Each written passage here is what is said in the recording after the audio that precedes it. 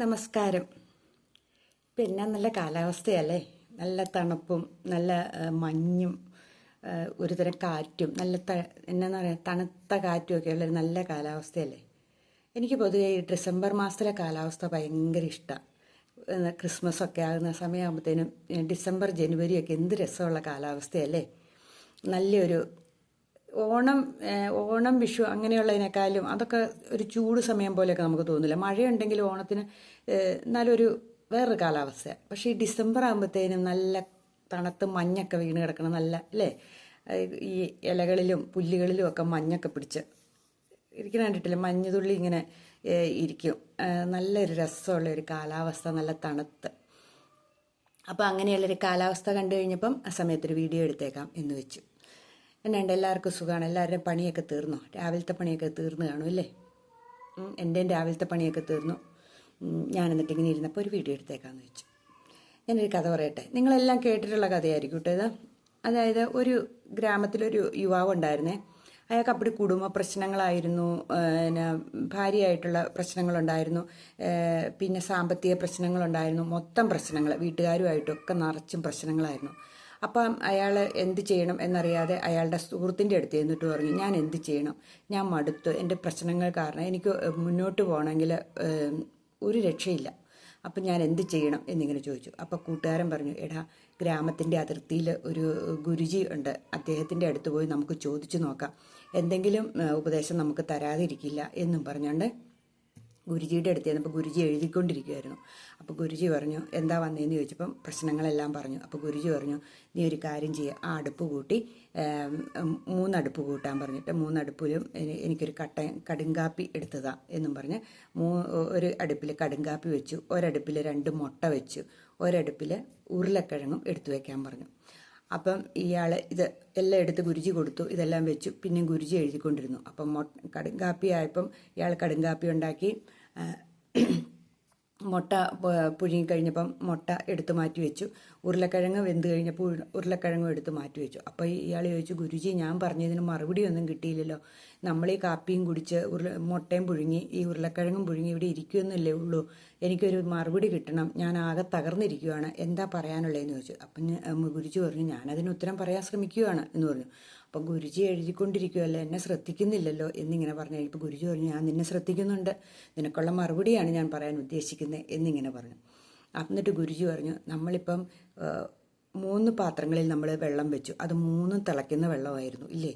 അപ്പം ഒന്നിലേക്ക് നമ്മൾ കാപ്പിപ്പൊടി ഇട്ടു, പഞ്ചസാര ഇട്ടപ്പം മധുരമുള്ള കളറുള്ള നല്ല സ്വാദിഷ്ടമായ ഒരു പാനീയമായി തീർന്നു ഇല്ലേ? മറ്റേതിൽ മുട്ടയിട്ടു. മുട്ട എന്ന് വെച്ചിട്ടുണ്ടെങ്കിൽ അതിൻ്റെ പുറന്തോട് ഹാർഡാണെങ്കിൽ അതിൻ്റെ ഉള്ളിൽ ദ്രാവക രൂപത്തിലായിരിക്കുന്നത്. അത് നമ്മൾ തിളച്ച വെള്ളത്തിലേക്ക് ഇട്ടപ്പം അത് ഉറപ്പുള്ളതായിട്ട് തീർന്നു. ഉരുളക്കിഴങ്ങ് എന്ന് വെച്ചാൽ പുറമേ നോക്കിയപ്പോൾ നമ്മൾ ഹാർഡായിട്ട് തോന്നി, അകവും അത്ര സോഫ്റ്റ് ഒന്നും അല്ലായിരുന്നു. പക്ഷെ നമ്മൾ അത് തിളച്ച വെള്ളത്തിലേക്ക് ഇട്ടപ്പോൾ അതും സോഫ്റ്റായിട്ട് തോന്നി. സോഫ്റ്റായിട്ട് വന്നില്ലേ എന്നിങ്ങനെ ചോദിച്ചു. അപ്പം അതുകൊണ്ട് എന്താ ഉദ്ദേശിക്കുന്നതെന്ന് ഈ യുവാവ് ചോദിച്ചു. അപ്പം ഗുരുജി പറഞ്ഞു, ഇത് മാത്രമാണ്, നമ്മൾ എല്ലാം ഒരു വെള്ളത്തിൽ കൂടെ, അതായത് എല്ലാം തിളച്ച വെള്ളത്തിൽ കൂടെയാണ് നമ്മളിട്ടത്, ഒരേ അവസ്ഥയിലാണ് നമ്മളെല്ലാത്തിനും ഇട്ടത്. പക്ഷേ അതിൻ്റെ അവസ്ഥകളെല്ലാം 3 തരത്തിലായിപ്പോയി എന്ന് മാത്രം.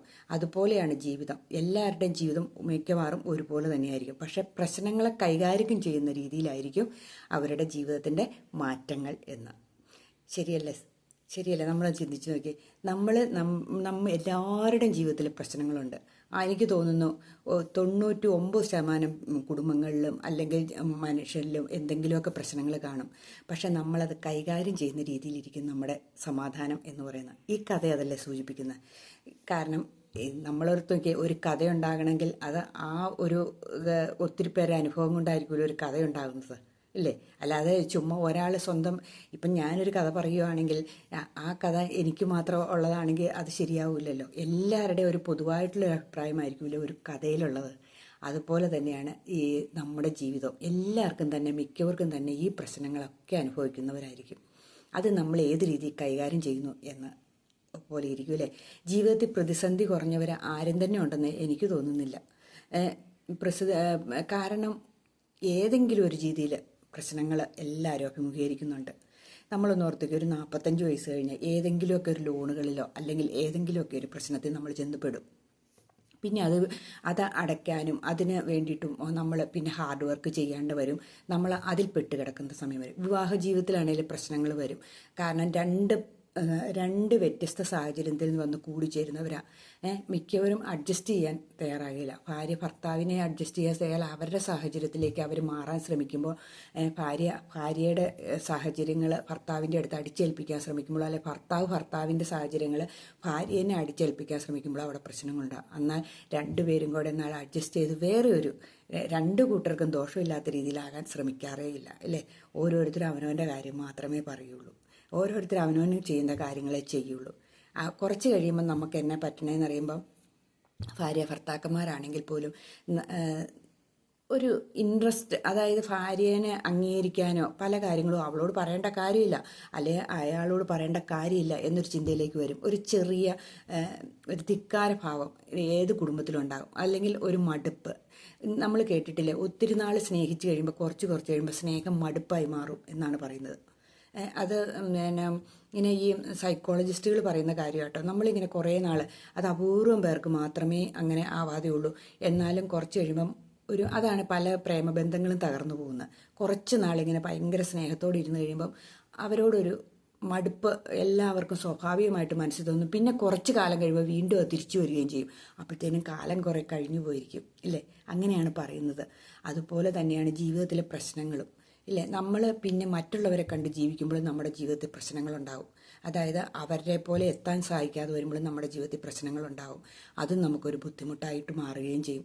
എന്നാൽ നമുക്ക് നമ്മുടെ സാഹചര്യത്തിൽ ജീവിക്കാൻ നമ്മൾ ആരും ശ്രമിക്കുകയില്ല. നമുക്കുള്ളത് കൊണ്ട് സംതൃപ്തരായിട്ടുണ്ടെങ്കിൽ ഒത്തിരി പ്രശ്നങ്ങൾക്ക് പരിഹാരമാവുന്നത്. നമ്മളെ താഴെയുള്ളവരെ നോക്കണ്ട, നമ്മുടെ മുകളിലുള്ളവരെ നോക്കണ്ട. നമ്മളായിട്ട് അങ്ങ് നിന്നാൽ പല പ്രശ്നങ്ങൾക്കും പരിഹാരമാവും. പക്ഷേ പലരും അത് ചെയ്യില്ല. നമ്മൾ ഇടത്തരക്കാർ മുകളിലുള്ളവരെ നോക്കുള്ളൂ. ഇടത്തരക്കാർക്ക് പറ്റുന്ന ഒരു കുഴപ്പം എന്നാണെന്നറിയാവോ? അതായത് ഒത്തിരി സാമ്പത്തികവും ഇല്ല, ഒത്തിരി പാവപ്പെട്ടവരും ഇല്ല, അതിനിടയ്ക്ക് നിൽക്കുന്നവർക്ക് പറ്റുന്ന കുഴപ്പം എന്ന് പറഞ്ഞിട്ടുണ്ടെങ്കിൽ അവർക്ക് അങ്ങോട്ട് താഴെയുള്ള ജോലികൾ ചെയ്യാൻ സാധിക്കില്ല. താഴെയുള്ളവരെ കണ്ട് ജീവിക്കാൻ അവരിഷ്ടപ്പെടില്ല. മുകളിലുള്ളവർ വണ്ടി മേടിക്കുന്നത്, മുകളിലുള്ളവർ കല്യാണം നടത്തുന്നത്, മുകളിലുള്ളവർ വീട് പണിയുന്നത് നോക്കിയാൽ മുതലാളിമാരെ നോക്കിയാണ് നമ്മൾ ജീവിക്കുന്നത്. നമ്മൾ നമ്മുടേതായ രീതിയിൽ ജീവിക്കാൻ നമ്മൾ ശ്രമിക്കുകയില്ല. അപ്പോഴാണ് നമ്മൾ ഈ സാമ്പത്തിക ബുദ്ധിമുട്ടിലേക്കും, അല്ലെങ്കിൽ ഇപ്പം ഉദാഹരണമായിട്ടാണെങ്കിൽ ഒരു ഇടത്തരക്കാരനായ ഒരാൾ ഒരു കൊച്ചിനെ സ്കൂളിൽ ചേർക്കുകയാണെങ്കിൽ ഏത് സ്കൂളിലാണ് വിട്ടതെന്ന് വെച്ചാൽ അതുപോലത്തെ സ്കൂളിൽ വിടാൻ നമ്മൾ ശ്രമിക്കും.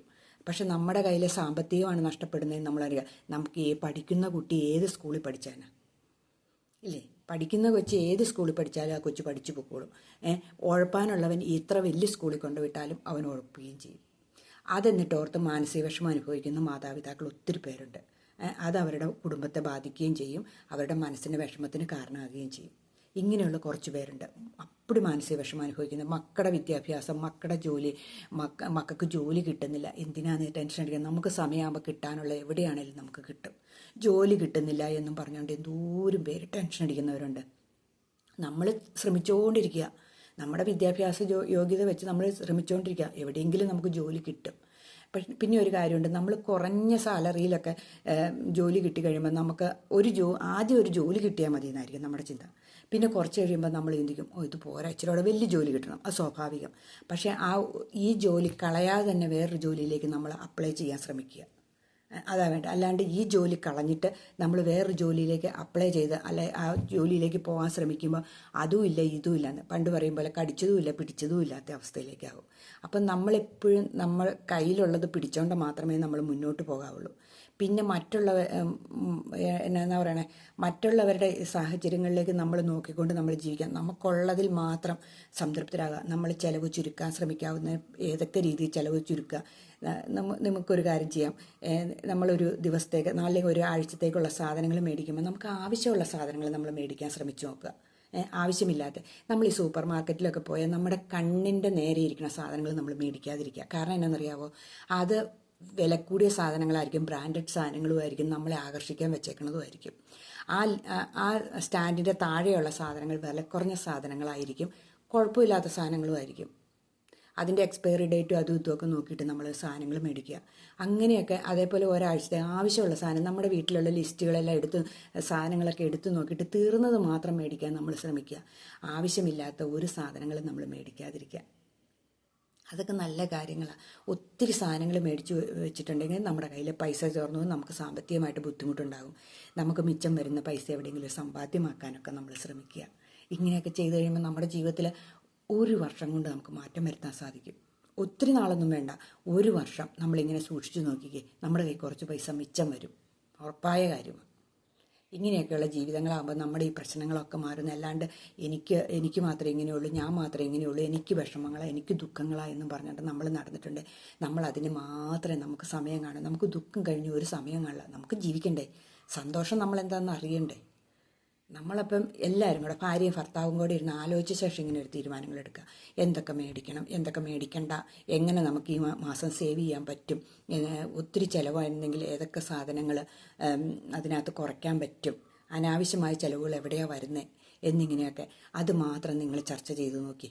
ഭാര്യയും ഭർത്താവും കൂടെ നമുക്ക് ഈ മാസം തൊട്ട് നമുക്ക് അങ്ങനെ ഒരു ചർച്ചയാക്കാം എന്നും പറഞ്ഞ് ഭർത്താവിനോട് കൂടി ആലോചിച്ചിരുന്ന്, അല്ലെങ്കിൽ കുടുംബാംഗങ്ങളോട് കൂടി ആലോചിച്ചിരുന്ന് നമുക്ക് അങ്ങനെ ഒരു ലിസ്റ്റ് ഉണ്ടാക്കാം. അതേപോലെ നമ്മളൊരു മാസത്തിൽ തന്നെ ഏത് കമ്പനിയിൽ പോലും ഏത് സ്ഥാപനത്തിൽ പോലും ഒരു മീറ്റിംഗ് ഉണ്ടായിരിക്കും, ഇല്ലേ, കോൺഫറൻസോ മീറ്റിങ്ങോ ഒക്കെ. അതുപോലെ നമ്മുടെ കുടുംബാംഗങ്ങളുമായിട്ടിരുന്നിട്ട് നമ്മൾ ഈ മാസം ചെയ്യേണ്ട കാര്യങ്ങളെക്കുറിച്ചൊക്കെ ആലോചിക്കുക. എല്ലാവരും കൂടെ കൂടിയിരുന്നിട്ട് ഭാര്യയും ഭർത്താവും മക്കളും ഒക്കെ കൂടി ആലോചിച്ച് നമുക്ക് ഇന്നതൊക്കെ ഈ മാസം ചെയ്യാം, ഇത്ര രൂപയുടെ വരുമാനം നമുക്കുണ്ട്, ഈ മാസം തൊട്ട് നമുക്കൊരു സേവിങ് തുടങ്ങാം, അല്ലെങ്കിൽ ഈ മാസം തൊട്ട് നമുക്കൊരു ഇൻഷുറൻസ് എടുക്കാം, അപ്പോൾ ഇത്ര രൂപ ചിലവാകും, അതിന് നമ്മൾ എങ്ങനെയൊക്കെ സേവ് ചെയ്യാൻ പറ്റും, എന്തൊക്കെ സാധനങ്ങൾ നമ്മൾ പുറത്തുനിന്ന് മേടിക്കണം, വീട്ടിലുള്ള എന്തൊക്കെ സാധനങ്ങൾ നമ്മൾ ഉപയോഗിക്കണം, ഇങ്ങനെയൊക്കെ ഒന്ന് ചിന്തിച്ച് നോക്കിയേ. ഇത് മാറ്റം വരുത്തും. ഞാൻ അനുഭവസ്ഥയാണ്, അതുകൊണ്ട് ഞാൻ പറഞ്ഞു തരുന്നതാണ്. അല്ലാണ്ട് നമ്മൾ ചുമ്മാ മറ്റുള്ളവരെ കണ്ടുകൊണ്ട് ജീവിച്ചിട്ടൊന്നും നമുക്ക് ജീവിക്കണമെങ്കിൽ നമ്മളെ തന്നെ കണ്ട്, നമ്മുടെ വീട്ടിലുള്ളവരെ കണ്ട് നമ്മൾ ജീവിക്കാൻ ശ്രമിക്കണം. അല്ലാതെ നമ്മൾ മറ്റുള്ളവരെ ആരെയും കണ്ടിട്ട് നമുക്ക് ജീവിതത്തിൽ ഒരു കുന്തവും ഉണ്ടാവില്ല കേട്ടോ, ഉള്ള കാര്യം പറഞ്ഞേക്കാം. മറ്റുള്ളവരെ കണ്ടിട്ട് എന്നാ കിട്ടാനാണ്? നമ്മളൊന്ന് ചിന്തിച്ച് നോക്കിയേ. നമ്മുടെ സഹോദരങ്ങളെ പോലും കണ്ടിട്ട് നമുക്കൊരു പ്രയോജനം കിട്ടാൻ പോവില്ല. നമുക്കുണ്ടെങ്കിൽ മാത്രം അവർക്ക് ആർക്കും അങ്ങനെ സഹായിക്കാൻ പറ്റില്ല. അത് നമ്മൾ ചിന്തിച്ച് നോക്കി. നമ്മുടെ സഹോദരങ്ങൾക്ക് എന്തോരം സഹായിക്കാം, അവരും ജീവിക്കണ്ടേ.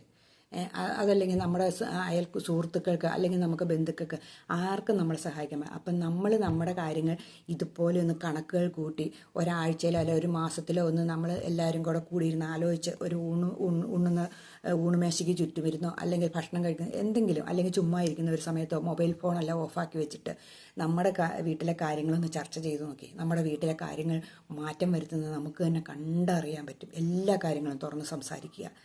ഇന്ന രീതിയിൽ ഈ മാസം ഇന്ന രീതിയിൽ, അല്ലാതെ അവിടെ നിങ്ങൾ അങ്ങനെ നോക്കിയില്ലേ, നിങ്ങളിങ്ങനെ നോക്കിയില്ലേ, നിങ്ങൾ അങ്ങനെ പറഞ്ഞില്ലേ, അങ്ങനെയുള്ള പ്രശ്നങ്ങളൊക്കെ വിട്ട് കളഞ്ഞേക്കുക. ആരെങ്കിലും നോക്കട്ടെ, എത്ര നാൾ നോക്കുമെന്ന് നടക്കും. അത് നമ്മൾ ചിന്തിച്ചാൽ മതി. നമുക്ക് നിയന്ത്രിക്കാൻ പറ്റാത്ത കേസാണ് അല്ലേ. ഒരാളുടെ മനസ്സിൽ കയറുന്ന ഇന്ന കാര്യങ്ങൾ ചെയ്യല്ലേ, ഇന്നവരെ പൊക്കി പറഞ്ഞുകൊണ്ടെങ്കിൽ എന്നെ തള്ളി പറയരുതെന്ന് പറഞ്ഞു നടക്കാൻ തുടങ്ങിയിട്ടുണ്ടെങ്കിൽ നമുക്ക് ഒരിക്കലും ഒരു സമാധാനത്തോടെ ജീവിക്കാൻ പറ്റില്ല. ഒരു സമയം കഴിഞ്ഞിട്ടുണ്ട്, ആദ്യമൊക്കെ നമുക്ക് പറയാം, പിന്നെ ഒരു സമയം കഴിഞ്ഞ് നമുക്ക് വിട്ടേക്കുക, നമ്മൾ പിന്നെ ജീവിക്കാൻ ശ്രമിച്ചേക്കുക. നമ്മൾ ഇങ്ങനെയൊക്കെയുള്ള കാര്യങ്ങൾ ചെയ്ത് നമുക്ക് സമ്പാദ്യം ഉണ്ടാക്കാൻ നമ്മൾ ശ്രമിക്കുക, നമ്മൾ നന്നായിട്ട് ജീവിക്കാൻ ശ്രമിക്കുക. അതാണ് വേണ്ടത്. അപ്പം ജീവിതത്തിൻ്റെ ഒത്തിരി പ്രശ്നങ്ങൾ എല്ലാ കുടുംബത്തിലും ഉണ്ടെന്ന് നമ്മൾ മനസ്സിലാക്കുക. ഒത്തിരി പ്രശ്നങ്ങൾ വരുമെന്നേ. ആ പ്രശ്നങ്ങളില്ലാത്ത കുടുംബങ്ങൾ കുറവാണ്. ഒന്നല്ലെങ്കിൽ ഒന്ന് വരും. അപ്പം അതിൽ നിന്ന് കരകയറണമെങ്കിൽ നമ്മൾ എന്നാ പറയണേ, നമുക്കൊരു ജീവിതത്തിൽ ചിട്ട ഉണ്ടായിട്ടിരിക്കണം. ആ ചിട്ടയോടുകൂടി ജീവിച്ചാൽ നമ്മുടെ ജീവിതം നല്ല നിലയിലെത്താൻ നമുക്ക് സാധിക്കും. അപ്പം ഞാൻ എല്ലാവർക്കും നല്ലൊരു ദിവസം ആശംസിക്കുന്നു. എല്ലാവർക്കും ജീവിതത്തിൽ ഉന്നതിയിലെത്തട്ടെ എന്ന് ഞാൻ പ്രാർത്ഥിക്കുന്നു.